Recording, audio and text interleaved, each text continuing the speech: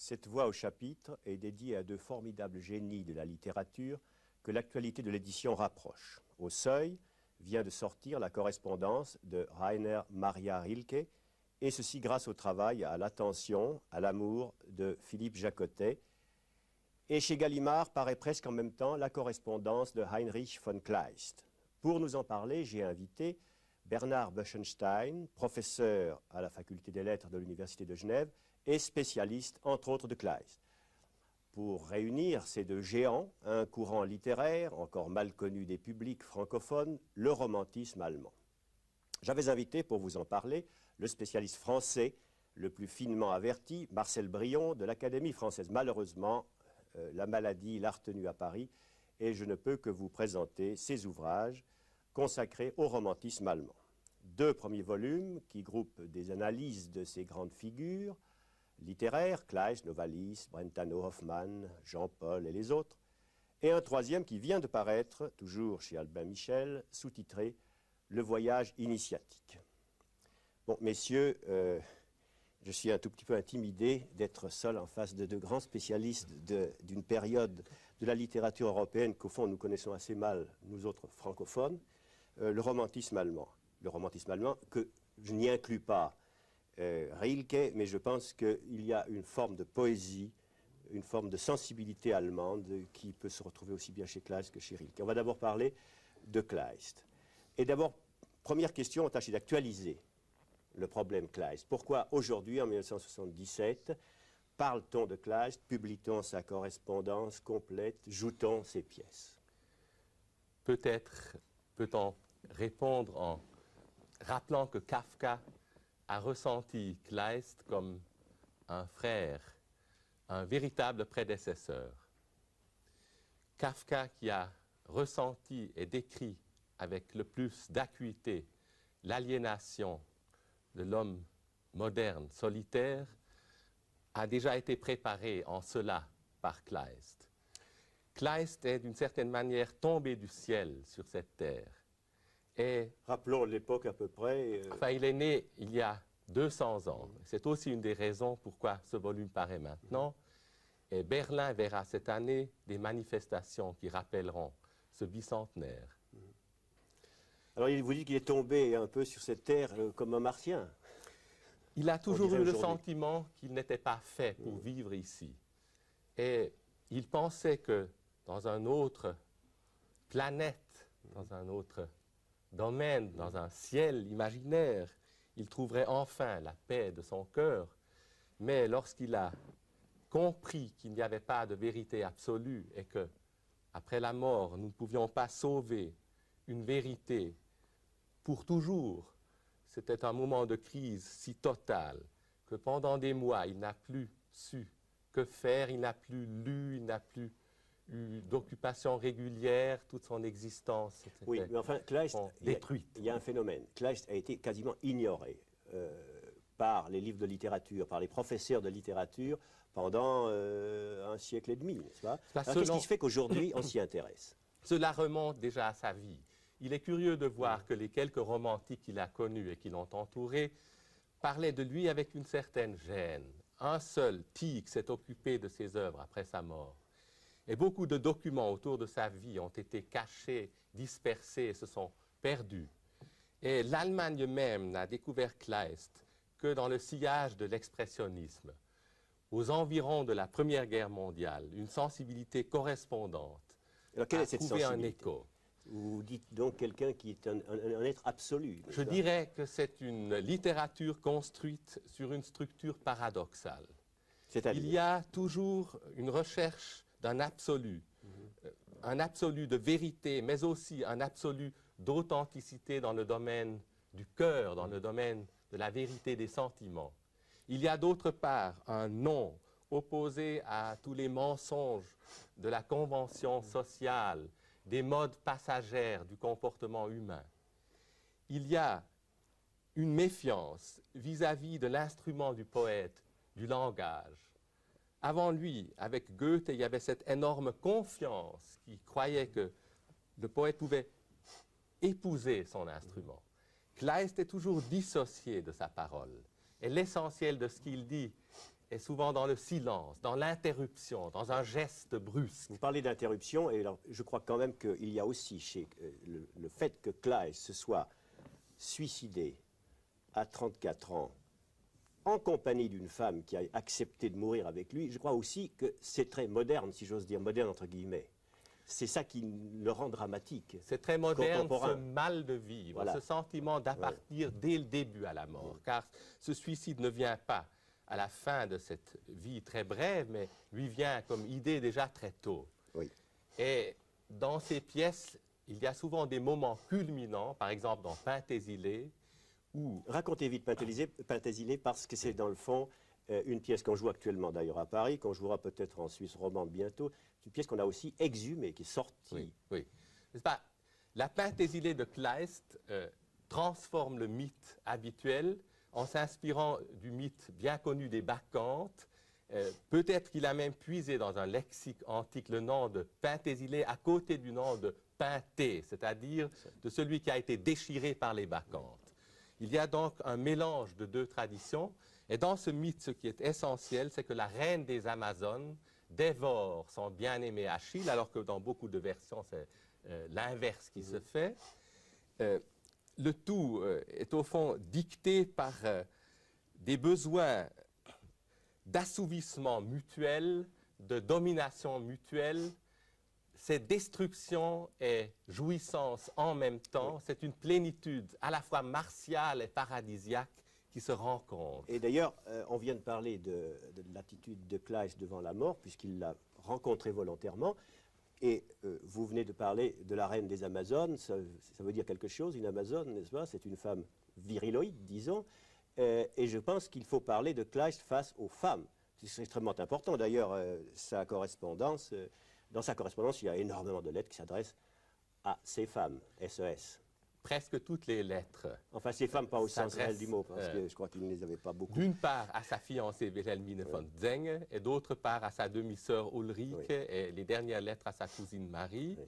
Et dans ces lettres, on voit à quel point il se fait une image haute, altière, pure et absolue des vertus de la femme. Alors, ces lettres adressées à sa fiancée contiennent de véritables pensums.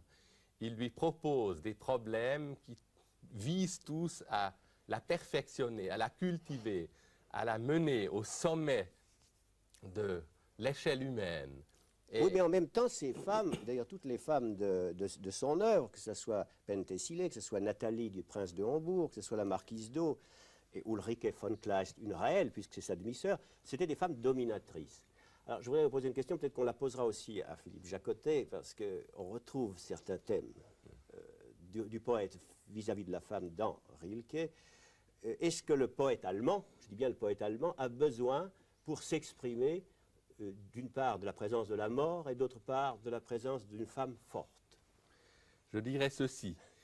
Il y a chez Kleist, d'une manière générale, un cadre rigoureux et un cœur bouillonnant qui, ensemble, forment ce paradoxe qui lui est nécessaire pour la création. Or, je pense que dans cette sœur Ulrike, dont il a découvert des traits androgynes qui l'ont un peu effrayé au cours de son grand voyage avec elle, où il dit... Elle l'entretenait un peu, je crois, oui, du point de vue financier. Oui, cela d'une part, mais d'autre part, il dit, elle n'est pas faite pour qu'on puisse se reposer à ses côtés. Elle a quelque chose de curieusement viril. Et lorsqu'une fois, pour écouter un cours d'un professeur, elle revêt un costume masculin, personne ne s'en aperçoit. C'est-à-dire que son visage, ses formes sont au fond assez masculines. Et Kleist semble au fond être proche de cela par un curieux renversement que l'on sent dans sa Penthesilée où la femme devient homme et l'homme devient femme. C'est ce que Jung appelle l'animus et l'anima, c'est une autre affaire. Mais il y a aussi une chose intéressante, et on retrouve aussi, Philippe Jacotet, ce même thème à l'origine des deux poètes, Kleist et Rilke. Il y a le drill militaire à l'allemande, n'est-ce pas? Je crois que Kleist a beaucoup souffert de la caserne prussienne. Il a beaucoup souffert de l'armée. Oui. Il n'a pas aimé ces années, par exemple, quand il était dans le régiment de garde à Potsdam. Il a donné son congé, mais il n'a pas non plus aimé ensuite le drill des ministères. Oui. Les périodes qu'il a passées au service de l'État ont été tout aussi aliénants pour lui. Le troisième domaine où il a essayé sa chance, les sciences, l'ont également finalement frustré parce qu'il rêvait d'une science totale et non pas du morcellement. Oui. On va revenir à la fin de Kleist, à la mort de Kleist, parce que c'est quand même extraordinaire, une vie illuminée par une mort volontaire. Et ce qui est extraordinaire, c'est dans ses dernières lettres, il parle, à propos de sa prochaine mort, d'hymne triomphal entonné par mon âme en cet instant de la mort, de volupté inouïe. Il dit que tous les malheurs de cette vie, qui a peut-être été la plus malheureuse de toutes celles qui ont jamais été menées sur terre, est compensée par ces quelques jours de bonheur indicible quand je savais que j'allais mourir. Alors, un dernier mot, cette Henriette Vogel, qui est morte avec Kleist, qui c'était? Parce qu'enfin, il faut le faire, si j'ose dire. C'était un être qui avait des dons artistiques et qui en même temps travaillait une besogne tout à fait élémentaire et quotidienne pour gagner sa vie, mais qui lui a adressé une lettre, qui est écrite dans un style qu'on n'oubliera jamais. Cette lettre, donc juste avant de mourir, Henri, quelques heures peut-être avant la mort: ô toi, mon parterre de jacinthe, ô toi, ma mère de volupté, ô toi, mon aurore du matin et du soir, ô toi, ma harpe éolienne, ô toi, mon cœur le plus tendre et le plus doux, mon sabbat, mon calice d'or. Et je réponds, et je crois qu'il Kleist lui a répondu à ce moment-là: ma Jetchen, mon petit cœur, ma chérie, ma petite colombe, ma vie, lumière de ma vie, mon avoir et mon bien, mes châteaux, champs, prairies, vignobles. C'est extraordinaire, ces lettres qui s'échangent, ces deux amants, sublimés d'ailleurs, juste avant de se donner la mort. Bon, on va parler de Rilke. D'ailleurs, je pense qu'on ne fait pas du tout, on ne change pas terriblement de climat, n'est-ce pas, Philippe Chacotier? Oh, il y a des ressemblances, mais il y a tout de même un grand saut à faire, parce qu'on n'est plus du tout dans le domaine de l'affrontement violent avec le destin et avec l'impossibilité d'accomplir une vie. Rilke est tout de même un homme plutôt de la conciliation. Et finalement, lui a vécu une vie normale et une vie de créateur. Oui, aussi. Et enfin, il est allé jusqu'au bout de son œuvre et de sa création, et au fond, en cherchant avant tout justement une espèce de conciliation entre vie et mort. C'est presque le thème fondamental de sa poésie. Mais quant à sa correspondance, puisque c'est de ceci qu'on doit parler aujourd'hui, elle a un caractère tout à fait particulier, qui est très différent aussi dans la forme de celle de Kleist. C'est qu'au fond, Rilke était quelqu'un qui avait à la fois un très grand besoin des autres et la crainte que les autres, et notamment les femmes, ne lui mettent le grappin dessus, comme disait Cézanne à propos d'autres gens, dans d'autres circonstances. Et alors, la lettre était pour lui, au fond, une façon presque idéale de concilier ce besoin de relation, ce besoin d'avoir une présence lointaine qui le nourrissait d'une certaine manière, et le besoin de maintenir la distance. Vous l'appelez, dans l'excellent livre que vous faites, vous avez fait Rilke par lui-même, qui a paru au Seuil, vous dites de lui que c'est le dernier poète magique. Mot magique, pourquoi? Qu'est-ce que ça veut dire, ça? Oui, ça c'est dans un sens assez précis. J'entends quelqu'un qui, loin de se fonder par exemple sur l'opposition chrétienne par exemple entre la chair et l'esprit, et de la pousser encore plus loin, au contraire cherche à concilier précisément et à effacer les limites, un peu comme disons dans les civilisations primitives, dans la magie proprement dite. On cherche à concilier, à supprimer les séparations entre le végétal et l'animal, entre la vie et la mort. Voilà dans quel sens je crois qu'il essaye de recréer cette magie par les mots. Je voudrais vous demander une chose tout à fait personnelle. Vous êtes vous-même un poète, je crois un grand poète, mais enfin, je ne vais pas vous lancer des fleurs. Mais qu'est-ce qui vous a amené à Rilke? Je crois que c'est une vieille affinité d'adolescence. Enfin, j'ai découvert Rilke très tôt. Je ne dis pas que depuis je ne m'en sois pas un peu éloigné. Tout de même, ce sont ces poètes qu'on met au pinacle, et ensuite on les regarde tout de même avec un peu plus de réserve et de lucidité. Mais il y a une affinité certaine de sensibilité qui m'a attiré vers lui. Il y a comme chez Kleist, il y a une figure dominante de femme, plusieurs, mais enfin il y a une qui est Lou Andreas Salomé. Il y a un assez grand nombre, évidemment, de figures féminines, d'ailleurs importantes, pour Rilke, celle de Luanda Salomé, c'est peut-être la plus pesante, la plus profonde. Dites-nous un mot de ce personnage très important. Oui, ça a été, c'est une femme qui avait été l'amie de Nietzsche avant de connaître Rilke, qui ensuite s'est intéressée à pratiquer la psychanalyse et a connu Freud très bien aussi. Et elle a été au fond, comme le dit Rilke dans ses lettres, celle par qui il a été remis au monde une seconde fois. Il l'a considérée vraiment à la fois comme sa première maîtresse et sa mère, tout ensemble. Et en même temps, c'était peut-être de toutes les femmes qu'il a connues, celle qui le comprenait le mieux, alors avec laquelle il avait un véritable échange, de sorte que sa correspondance, c'est un des rares cas où l'on a envie de connaître les lettres, les réponses. C'est vrai. Justement, elle le connaissait si bien qu'un beau jour, il a décidé de se faire psychanalyser et qu'elle l'en a dissuadé.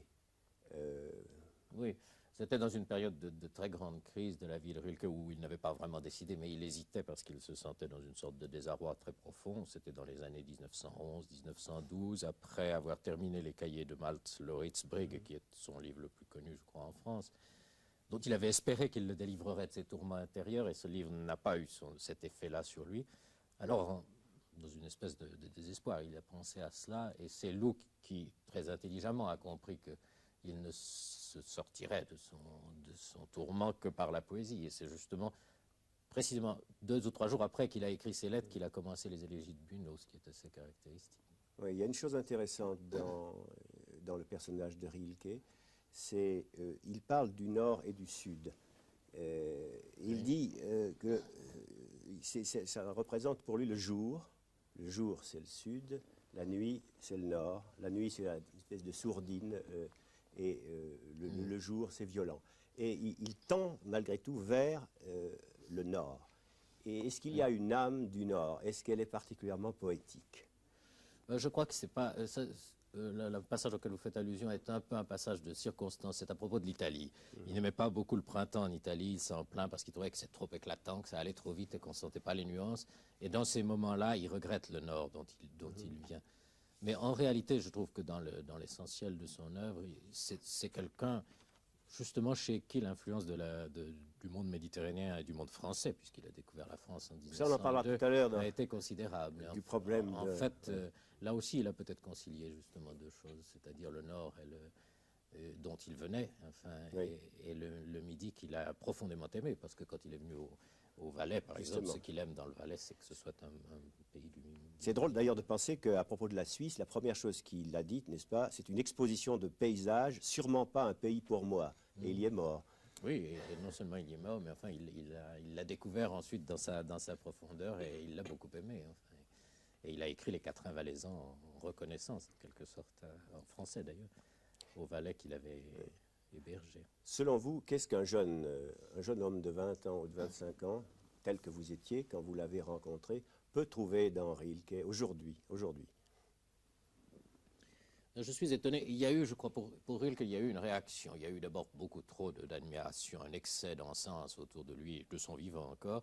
Puis il y a eu une réaction violente après la guerre, étant donné les circonstances. On trouvait que c'était un poète tellement fragile et tellement précieux qu'il n'était plus de notre temps. Et je m'aperçois que maintenant, les jeunes poètes, beaucoup de jeunes poètes en France, enfin, se réintéressent à lui. Je crois que c'est parce que tout de même, lui aussi se pose la question de la poésie. Quel est le sens de ce que je fais alors là, comme Kleist, c'est un esprit moderne en ce sens qu'il s'interroge sur la validité même de ce qu'il fait. Oui, c'est d'ailleurs, on pouvait parler à propos de Kleist et des romantiques allemands, on pourra en parler tout à l'heure, d'un rapport peut-être avec les hippies. Enfin, il y avait quelque chose d'une espèce de révolte. Et en ce qui concerne la poésie, je lisais récemment de graves sociologues qui disaient précisément, je crois que c'était Viançon-Ponté dans Le Monde, qui faisait un long article sur le vide actuel fait que beaucoup de jeunes se projettent dans des tas de choses, la drogue, etc., mais dans la poésie aussi. Est-ce que vous pensez que... Oui, je le constate. Je le constate. Je vois des jeunes gens qui viennent me voir, enfin, dont manifestement, ils éprouvent un besoin de retrouver une espèce de racine dans la poésie. Oui. Alors maintenant, on va élargir le débat, et on va essayer d'en faire un, puis on n'est pas nombreux, mais enfin, sur, disons, l'âme allemande, le romantisme allemand. Et une première chose que je voudrais vous dire, c'est qu'aussi bien Kleist que Rilke, et on le retrouve dans leur correspondance réciproque, ont été à Paris et ont été effrayés par Paris. D'abord, alors je voudrais, professeur, que vous nous disiez un petit peu comment Kleist a réagi quand il est arrivé dans cette ville babylonienne. Eh bien, le moment où Kleist est allé à Paris, c'était le moment où il était le disciple fervent de Rousseau. Il voyait donc la France avec les yeux de Rousseau. Et la première chose qu'il a vue à Paris, c'était des festivités en l'honneur de la Bastille. La prise de la Bastille. Oui. Et alors, il était effrayé que c'était simplement un carnaval mondain, et même très cruel, où un ballon brûlant a fait des morts. Et il voyait... C'est-à-dire qu'il y a eu une espèce de fête avec une montgolfière. Voilà, voilà. Et puis la montgolfière est tombée. Cet incendié qui, en tombant, s'est écrasé sur le sol et qui a fait des victimes, et que tout le monde trouvait ça tout à fait normal. D'autre part, il était effrayé de voir la manière dont les gens vivaient. C'est-à-dire, il trouvait tout à fait malsain cet entassement dans des maisons vétustes et peu hygiéniques. Il voyait d'autre part une mondanité et un plaisir du divertissement. Et il disait des modes changeant tous les jours. Hottentot aujourd'hui, chinois demain. Et il fallait simplement s'y faire. Alors, ce qu'il recherchait, c'était le contraire. C'était naturellement le naturel tel que Rousseau le lui avait enseigné. Alors, il voit comme pire travesti de ce naturel le hameau de Chantilly, où les gens jouent aux bergeries et mangent dans des bocaux en bois et traient des vaches, etc. C'est encore très actuel, ça, d'ailleurs. Oui, on fait bien la même chose. Maintenant, c'est le retour, n'est-ce pas, au champ de lavande. Philippe Jacotet, pour Rilke aussi, la venue à Paris a été un choc, d'abord assez négatif. Oui, en effet, il y a eu vraiment alors, les deux éléments, d'abord très négatifs, mais la réaction est différente naturellement.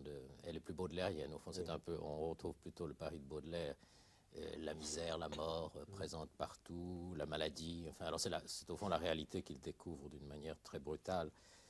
Et puis ensuite de cela, comme il va travailler chez Rodin, il découvrira la puissance créatrice de Rodin, l'art de Rodin et puis tout l'art français, donc ce sera une rencontre à double, justement, alors, double effet. Je vais vous poser une question à tous les deux. Ces Allemands qui vont en France et qui sont effrayés par le désordre, par l'artifice, par le côté purement paraître, n'est-ce pas, des Parisiens, est-ce qu'ils n'y vont pas parce que ce désordre n'est pas à l'extérieur de leur pays, qui est un pays très ordonné, l'Allemagne, n'est-ce pas, mais à l'intérieur de leur tête? Parce que finalement, Rilke trouve un ordre plastique, comme vous dites d'ailleurs dans votre livre, au contact de Rodin. C'est bien ça. Oui, vous dites une chose très importante, n'est-ce pas? Il y a ce schéma chez les Allemands qu'ils ont toujours besoin d'être compensés par ce qui est différent d'eux. Cette compensation, Goethe l'a trouvée à Rome et Rilke l'a trouvée à Paris. On ne peut pas dire que Kleist l'ait véritablement trouvé à Paris, mais on peut dire ceci. Il a quand même réadapté et merveilleusement recréé l'Amphitryon de Molière. Or, si chez Molière, c'est une pièce sociale avec une critique sociale directe et mordante, et une pièce très terre-à-terre, chez Kleist, ça devient une pièce pratiquement religieuse, très solitaire et individualiste. Donc, le contraire de Molière. Mais il n'aurait jamais pu écrire cette pièce sans Molière. C'est-à-dire qu'un support, un cadre, une sorte de nourriture première lui a été donnée par le texte français. Et c'est ainsi aussi qu'on peut dire que cette expérience de la langue française a certainement été pour beaucoup, lorsqu'il s'agissait de préciser et d'affiner son instrument, sa syntaxe qui souvent ressemble à la syntaxe latine la plus compliquée, est certainement aussi influencée par la rigueur de la langue française. Philippe Jacotet, pourquoi cette vogue récente dans les pays francophones du romantisme allemand? Parce que l'âme allemande... Je me demande si avant de répondre à votre question, il ne faudrait pas préciser un peu ce qu'est le romantisme allemand rapidement, parce qu'il est tellement différent du romantisme français, et justement aujourd'hui on a un peu tendance à appeler romantique n'importe quoi, comme on appelle baroque un peu n'importe quoi. Et en fait, là, Bernard Boechenstein, je crois que vous pouvez préciser rapidement. Oui, n'est-ce pas? Pour l'Allemagne, le romantisme, c'est surtout un quart de siècle. C'est la fin du XVIIIe siècle et c'est peut-être les 15 premières années du XIXe siècle. Et ce n'est même pas tout ce qui se passe à cette époque, parce que le classicisme weimarien continue en même temps que le romantisme. C'est un mouvement qui part, d'une part, des philosophes, enfin c'est l'influence de Fichte sur les frères Schlegel et Nova Lisetti comme première génération, la deuxième génération très différente, plus cantonnée dans les traditions à la fois allemandes et médiévales, et avec ce côté du conte de fées et du chant chez Brentano, chez Arnim, chez Bettina, chez Goethe. C'est une rupture avec le passé.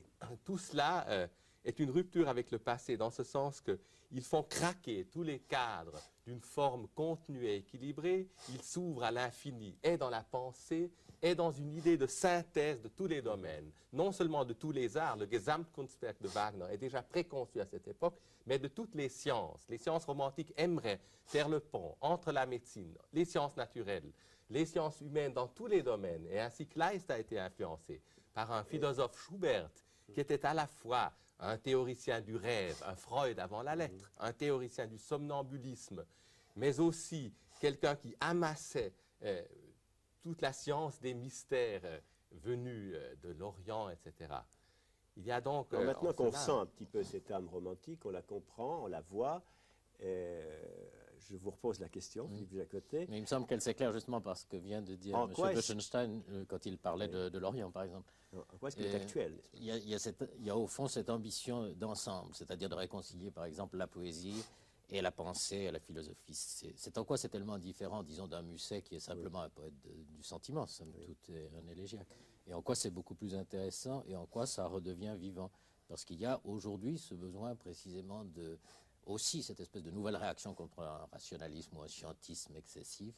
Donc, le besoin de chercher au fond, à redonner à l'intuition une valeur autre que simplement artistique, par exemple, ou créatrice. Il y a la recherche, n'est-ce pas, qui est mêlée à la création. Et il y a ceci que... Et la part de l'irrationnel qui est faite aussi, la part qui est faite au rêve, c'est pourquoi les surréalistes se sont tellement intéressés au romantique allemand, au fond, aussi. Aujourd'hui, vous pensez que précisément, notre époque est une époque qui en a assez.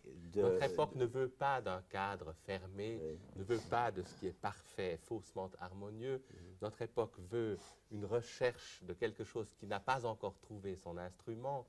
Elle va au fond vers un avenir inconnu, et c'était tout à fait la formule romantique. C'était au fond d'épouser un avenir qui était tracé par l'innovation, par la Révolution française, par la philosophie de l'idéalisme, et peut-être même par la venue de Napoléon, qui a un bouleversement politique très bouleversé l'Europe. Oui. Comme aujourd'hui, certains de nos jeunes hippies qui ressemblent d'ailleurs aux romantiques par un certain côté, le côté vagabond. Par le côté marcusien, si vous voulez. Refuser le conformisme. Sont souvent déçus par la Révolution d'octobre, n'est-ce pas, Notamment, oui. N'est-ce pas? Bien, Philippe Jacotet, c'est pas parce que vous êtes là qu'on va parler de Roux, mais je pense que il y a, et ça je fais une liaison sans difficulté, entre Roux, poète vaudois qui vient de mourir, dont vous êtes l'exécuteur testamentaire, vient de mourir, et l'âme romantique allemande, il y a des affinités.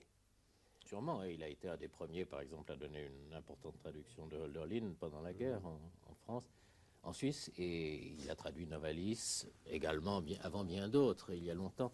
Et j'espère bien que ces traductions, nous allons pouvoir les remettre sur le marché. Et c'est au fond de ce problème des éditions dont je voudrais dire un mot, parce que je crois que c'est important. J'ai senti que de nombreux lecteurs et admirateurs de Roux sont déçus de voir qu'on ne trouve pas ces livres depuis assez longtemps en librairie, et auraient au fond souhaité que ces premières œuvres, qui avaient paru chez Mermot sous le titre écrit 1 et 2, reparaissent immédiatement telles qu'elles avaient été publiées, puisqu'il s'agit de textes anciens.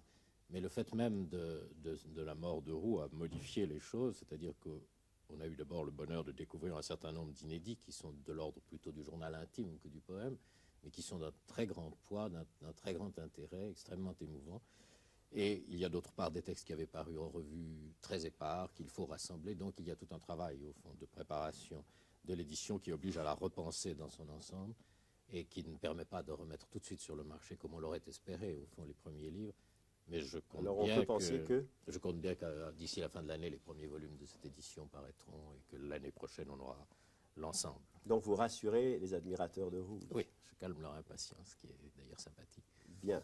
Ben, nous achevons un peu notre voyage initiatique, pour reprendre la formule de Marcel Brion, initiatique à travers le romantisme allemand, et nous avons passé par Paris et nous terminons donc avec un poète vaudois, un très grand poète vaudois. Je vous remercie, professeur Boschenstein, je vous remercie, Philippe Jacotet. Bonsoir, mesdames, bonsoir, messieurs.